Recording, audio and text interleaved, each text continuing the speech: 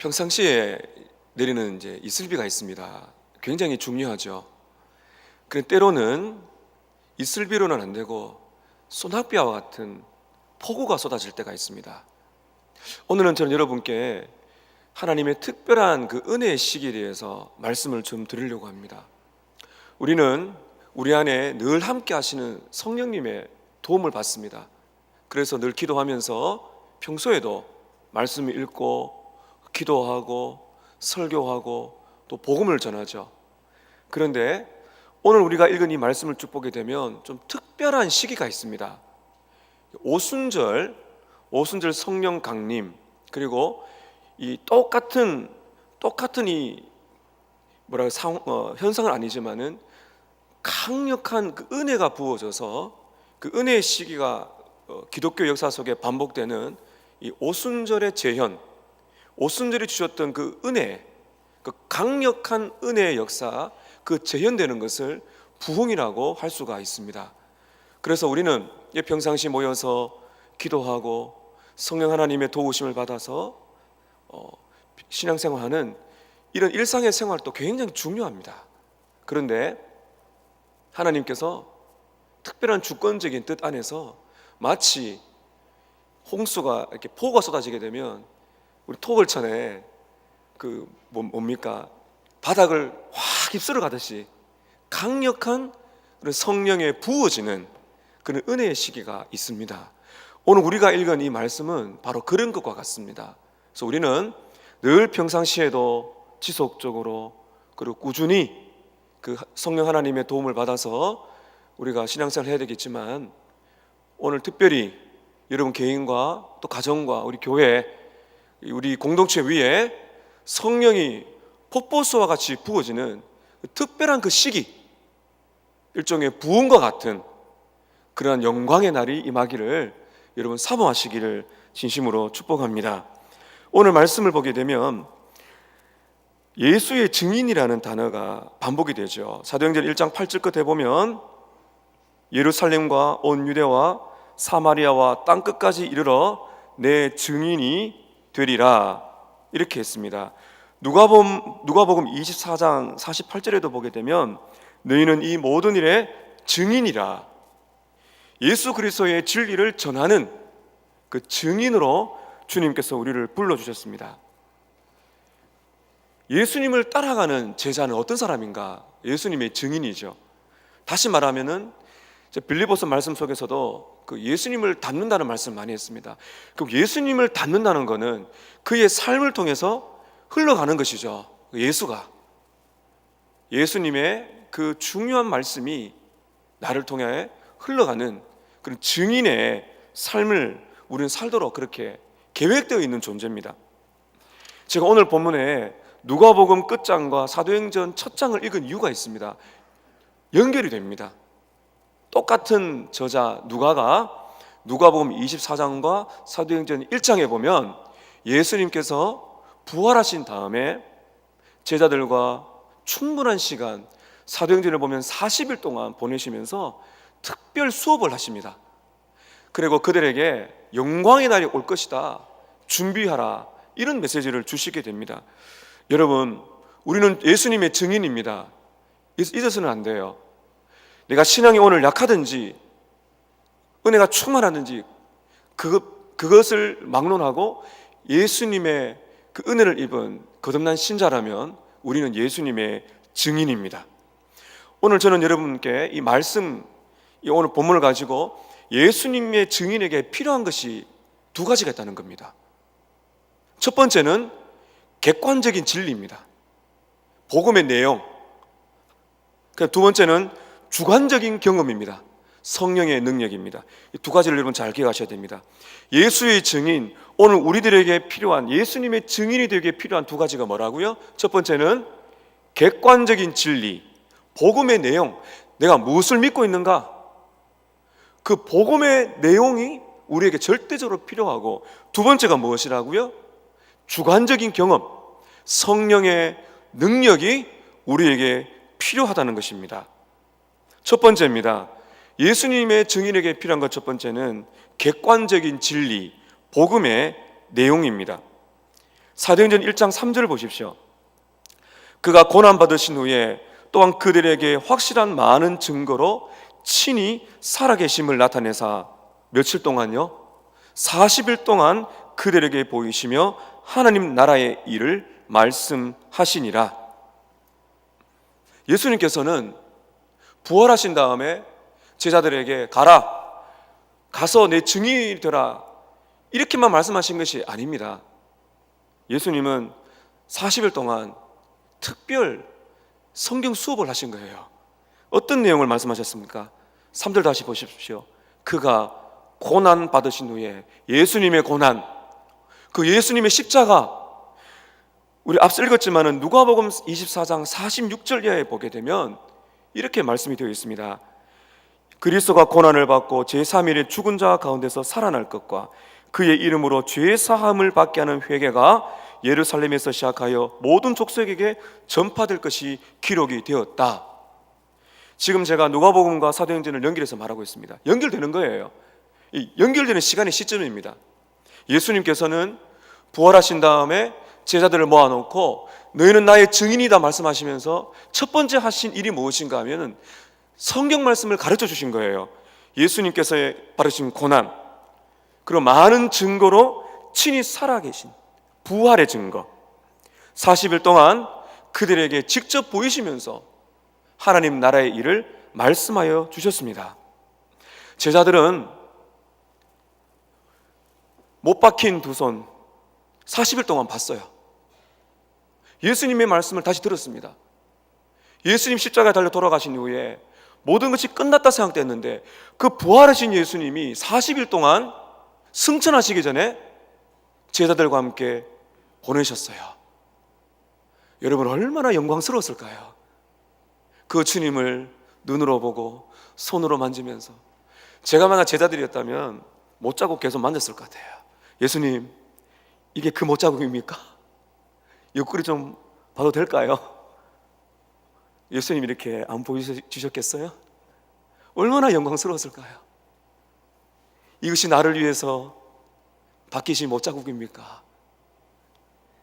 최근에 그 예수님에 관한 영화 보니까 예수님의 못자국 사이로 햇빛이 이렇게 쫙 비치는 장면이 굉장히 저에게 인상적이었습니다.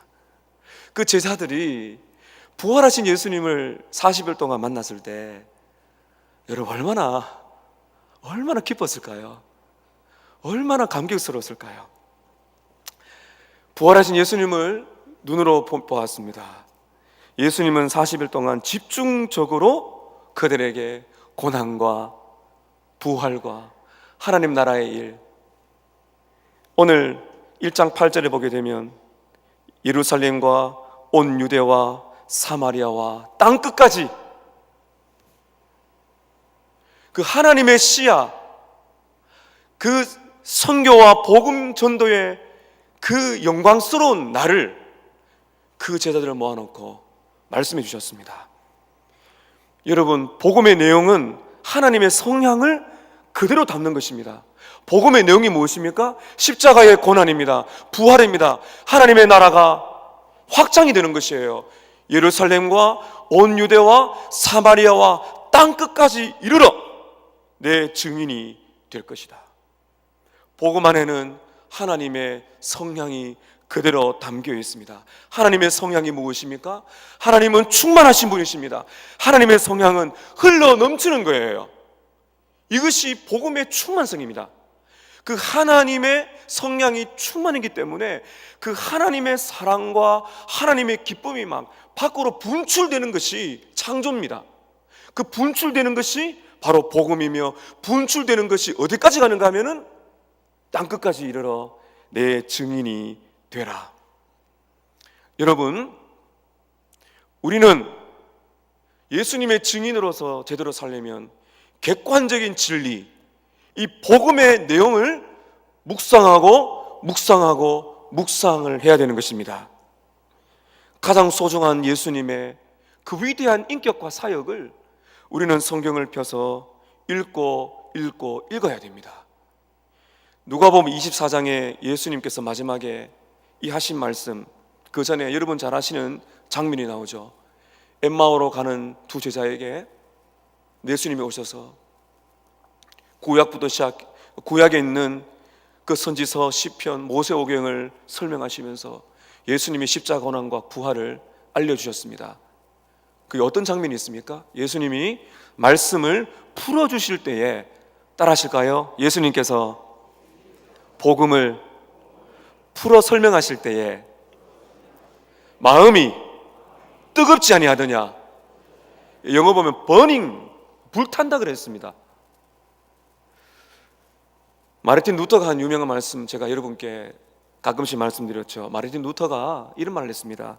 나는 십자가 사건이 어제 일처럼 생생합니다. 얼마나 복음에 젖어 살았으면. 여러분, 우리는 예수님 처음 믿을 때 십자가를 생각합니다.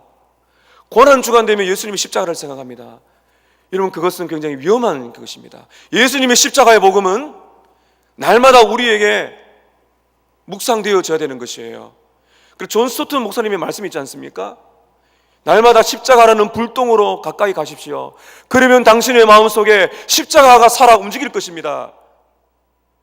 날마다 십자가 앞으로 나아가 그 십자가의 불똥이 내 심령에 뿌려지는 객관적인 진리. 여러분, 성경을 무시해서는 안 돼요. 여러분, 그래서 성경을 가까이 해야 됩니다. 신구약의 모든 말씀 속에는 슬퍼전 목사님의 표현에 의하면 예수님께로 가는 길이 다 나 있다. 우리는 구약이든 신약이든 어디를 펴든지 우리는 구속의 역사를 바라보며 예수님의 십자가의 흔적을 볼 수가 있습니다. 사랑하는 성도 여러분, 성경을 펴셔야 됩니다. 특별히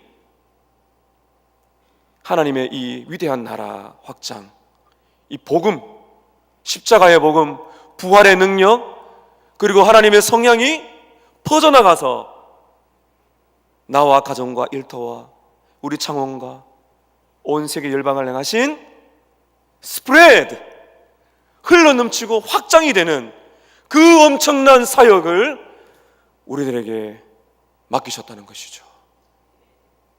얼마나 위대합니까? 저는 이 경남에 오면서 하나님이 저에게 그런 말씀을 주셨습니다. 하나님, 영광 없는 경남 땅으로 저를 부르시는 이유가 뭡니까? 원래 저의 개인적인 늘 묵상하는 소망이어서 그런 생각이 났는지 모르지만 저는 하나님이 주신 비전이라고 믿고 있습니다. 하나님이 경남 땅에 제가 이렇게 계산을 해보고 조사를 해보니까 제주도 다음으로 이 경남 지역이, 부울경 이 지역이 복음의 불모지예요, 우리나라에. 이곳에서 부흥의 조짐이 보인다면 한국에 큰 은혜의 영향을 미칠 수가 있구나. 부흥의 마중물이 터지는 그런 은혜를 주시옵소서. 허드슨 테일러 목사님의 선교사님의 일화가 있습니다. 가족들과 그 전도단체를 데리고 이제 순회 그 중국 내지를 선교하시는데요. 가다가 여관을 빌려서 잡니다. 그런데 골방이 없어요. 다 이렇게 잡니다, 식구들하고. 그러니까 성경 읽을 수 있는 공간이 없지 않습니까? 근데 함께 했던 가족들의 그 일화에 보면은 새벽 3시가 딱 되면은 그 허드슨 테일러 목사님이 딱 일어나신대요. 그리고는 조그만 곳에 공간을 마련하고 커튼을 쫙 덮어서 촛불을 탁 킨답니다.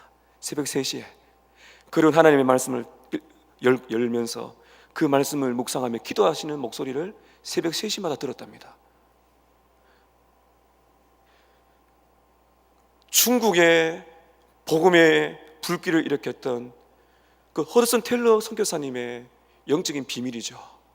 새벽 3시에 다 잘 때 그 작은 방에서 조그만 공간에 커튼을 치고 촛불을 켜고 말씀을 읽으면서 복음의 연료를 끊임없이 자신에게 공급하면서 중국의 영혼을 기도했던 믿음의 거장입니다.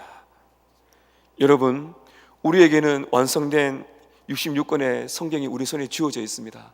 객관적인 진리, 복음의 내용을 이런 무시해서는 안 돼요. 많은 성도들이 죄송합니다만은 성경을 너무 모릅니다. 그리고 너무 단순한 공식과 같은 것들을 그냥 너무나 단순하게 그냥 가지고 있어요.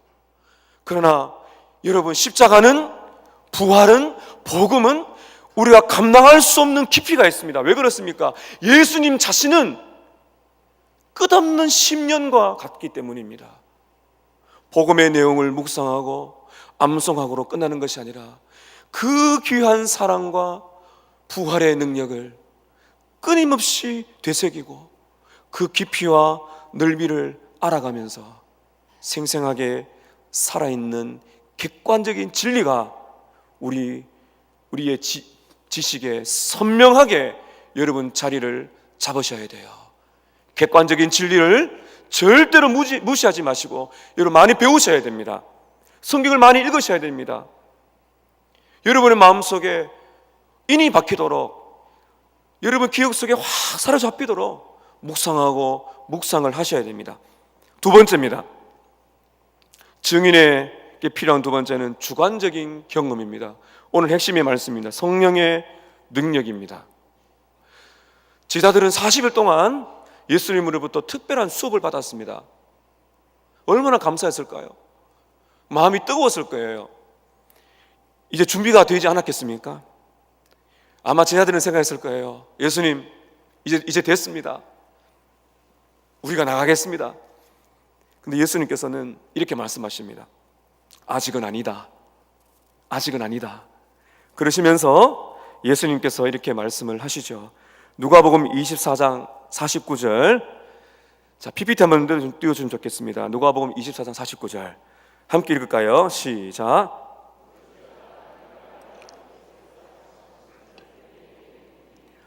너희는 위로부터 능력이 입혀질 때까지 이 성에 머물라. 잘 보세요. 내 아버지께서 약속하신 것이 있는데 내가 그 약속한 것을 보내줄 것이다. 너희는 위로부터 초자연적인, 내가 만든 것이 아니라 외부에서 위로부터 능력이 입혀진다. 옷 입혀진다는 것은 구약시대에 보면 사사기에 기도원이 여호와의 신이 임했다는 게 옷을 입혀졌다. 이것은 마치 그 하나님의 능력이 나를 사로잡는 걸 말합니다.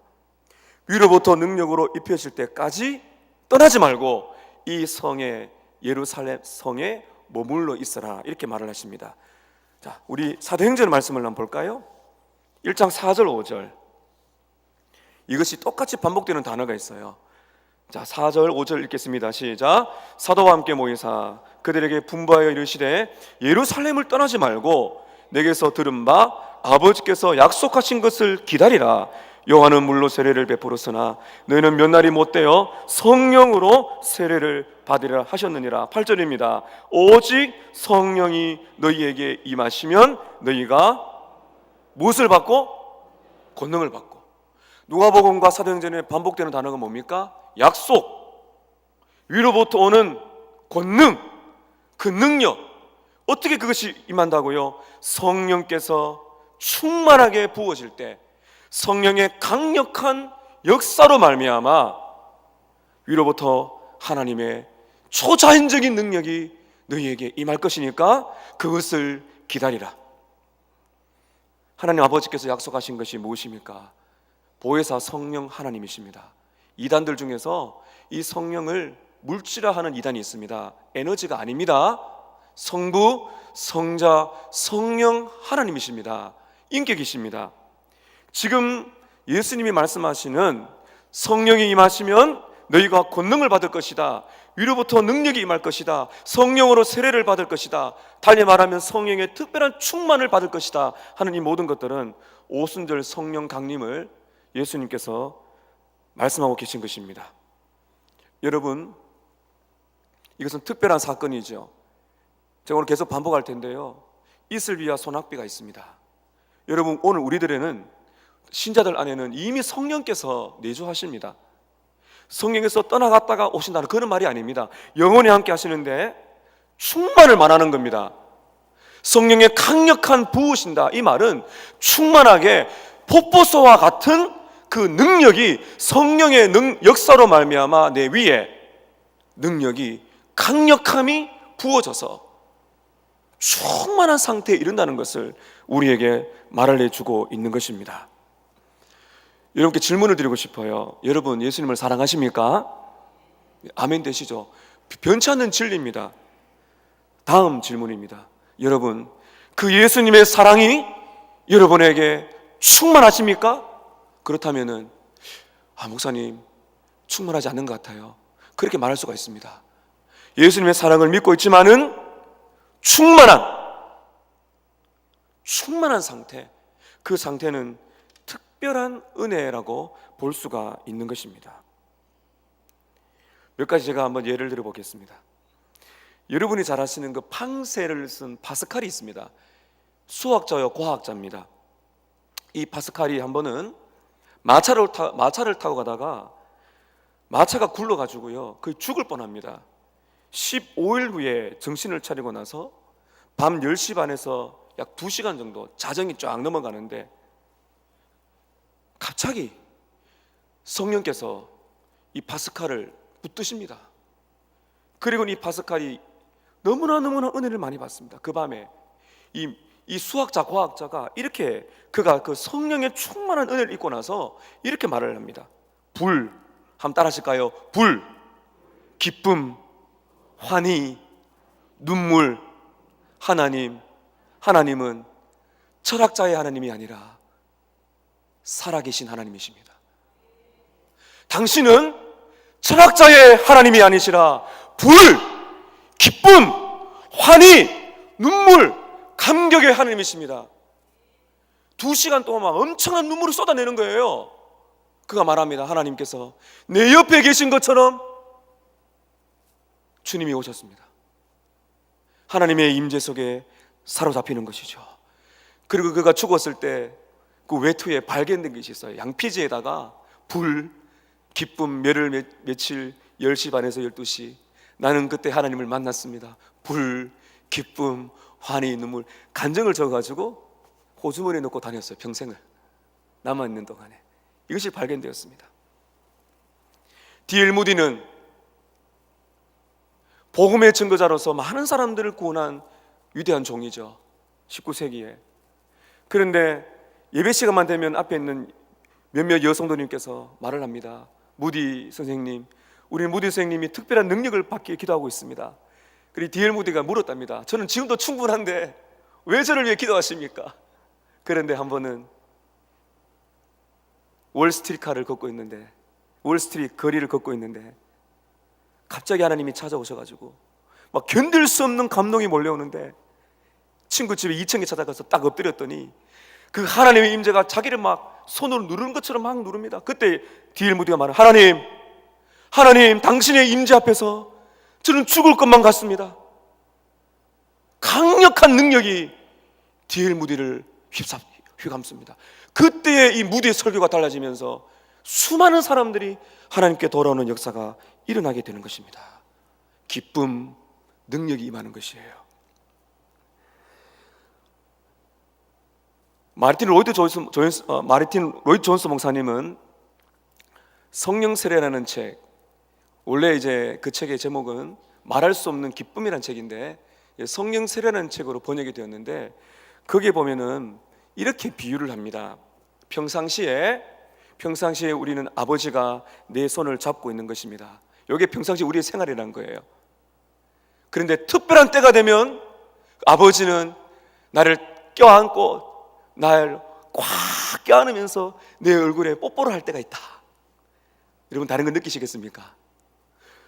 날마다 우리가 생활하는 거는 손을 꼭 잡고 있는 거죠. 우리는 알아요. 예수님이 나를 사랑하신다는 거. 그런데 어떤 일인지 아버지가 나를 번쩍 들더니 나를 꼭 껴안더니 사랑한다. 그러면서 내 얼굴에 뽀뽀를 해줄 때가 있다는 거죠. 이 차이를 아시겠습니까? 여러분 하나님의 특별한 은혜가 임하면은 손을 잡고 있는 것이 아니라 마치 나를 번쩍 안아서 안는 것과 같은 그 강력한 사랑의 은혜가 물밀듯 부어지는 그런 때가 있다는 거죠. 로마서 5장 5절입니다. 소망이 부끄럽게 아니함은 우리에게 주신 성령으로 말미암아 하나님의 사랑이 우리 마음에 부은 바 됨이니. 우리는 사랑을 압니다. 그러나 특별한 시기가 오면 성령으로 말미암아 내 마음속에 하나님의 사랑, 그리스도의 사랑이 물 붓듯이 부어지는 역사가 있다는 것입니다. 여러분, 그래서 지금 사도행전 1장 4절 5절과 이 8절 여기 나오는 이 권능이라는 것은 이런 것입니다. 기쁨, 사랑, 그리고 여러분 사도행전을 보게 되면은 제자들이 성령의 충만한 이 은혜를 받고 어떻게 됩니까? 담대함, 죽음 앞에서도 담대해지죠. 확신이 있게 됩니다. 그리고 그 죄인들이 그 말씀을 듣고 회개하는, 심지어 3,000명이 돌아오는 강력한 설교, 말씀 전도의 능력을 경험하게 됩니다. 전도를 하는데 요건들이 막 집단적으로 몰려와요. 악의 세력, 마귀의 세력을 제압합니다. 마치 하나님의 새로운 시대가 임한 것과 같은 특별한 그런 시대, 평양대의 부흥과 같은 그런 시대가 오게 되는 것이죠. 그래서 오순절 같은 부흥의 시대의 특징은 설교의 시대요, 말씀의 권능의 시대다, 이렇게 말하는 것입니다.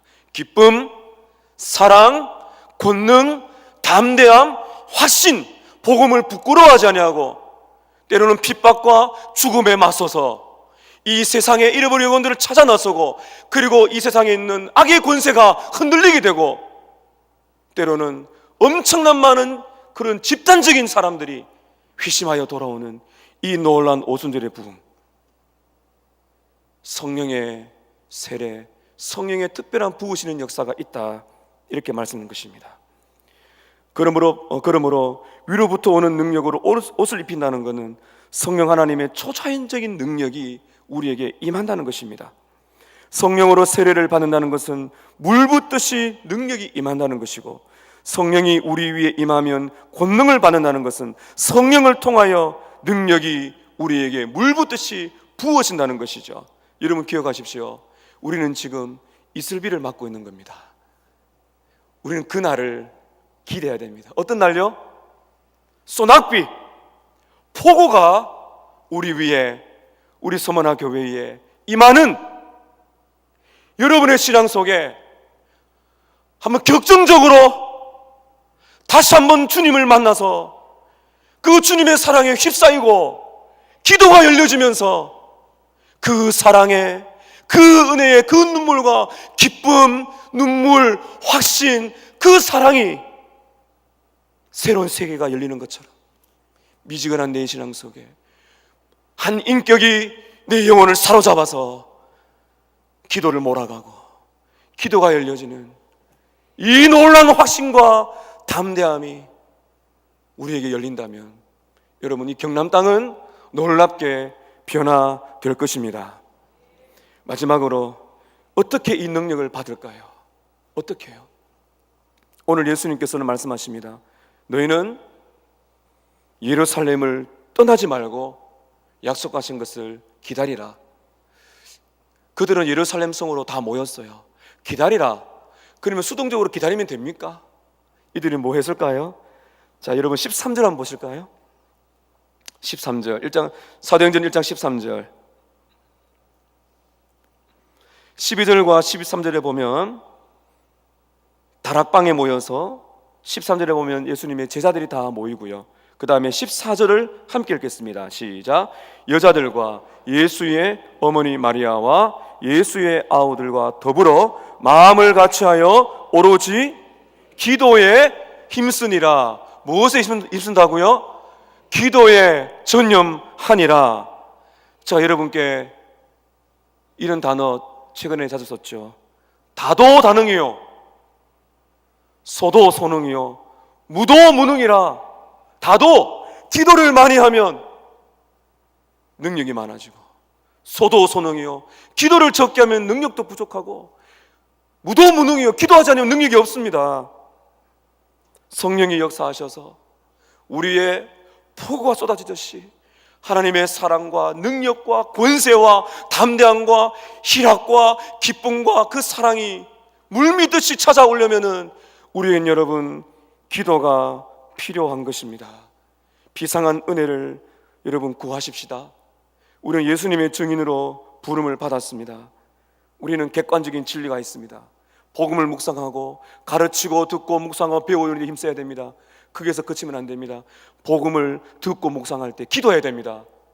이 십자가의 사랑이 내 심령에 뜨겁게 물 붓듯이 불로 태워지는 것처럼 내 심령을 새롭게 하옵소서. 소나비와 같은 그 은혜를 주시옵소서. 여러분께 부탁합니다. 기도 운동을 일으키셔야 됩니다. 물론 여러분, 우리가 기도했기 때문에 하나님이 역사하시는 건 아니에요. 하나님의 이 부흥의 역사는 절대 주권적입니다. 그런데 기록을 보게 되면 하나님의 절대 주권적인 부흥의 역사, 성령이 부으시는 역사는 성도들의 간절한 기도가 있었다는 것을 우리는 알 수 있습니다. 그러므로 내가 기도했기 때문에 자랑할 것이 없어요. 그러나 우리는 수동적으로 있어서는 안 됩니다. 개인적으로 또 여러분 기도 모임을 만들어 주세요. 부탁합니다. 기도를 많이 하셔야 됩니다. 기도 모임을 많이 만들어서 우리 위에 성령이 너에게 임하시면 너희가 권능을 받고 예루살렘과 온 유대와 사마리아와 땅끝까지 이르러 하나님의 성량인 흘러넘치는 것처럼 내가 받은 그 사랑과 십자가의 능력이 흘러넘쳐서 이 땅을 가득 듣게 되는 그런 영광의 날 여러분 경험하시는 예수의 제자 증인으로 살아가시는 우리가 모두 되시기를 주님 이름으로 축복합니다. 우리 함께 기도하실까요?